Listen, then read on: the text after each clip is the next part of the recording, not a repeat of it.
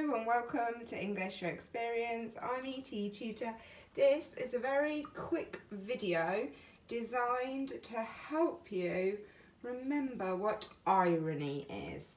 So these are my geraniums. I've been looking after them indoors over the winter months until we had some friends around and sat out in the garden and forgot one of them. This one got left outside for the whole night, and you can see some of these leaves have gone a little bit crispy.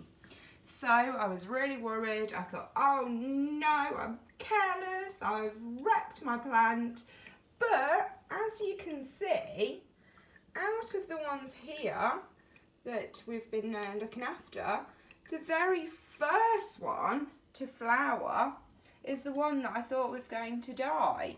So the irony is the one that had the least chance of being successful was the very first one to make it. So hopefully that real life example is going to help you to remember what irony is. Hopefully you can excuse my gardening shoes. This is what happens when you get older. It's a Doc Brown joke. You have to have your gardening shoes. Alright then, thanks a lot for watching, and hopefully I'll see you again soon.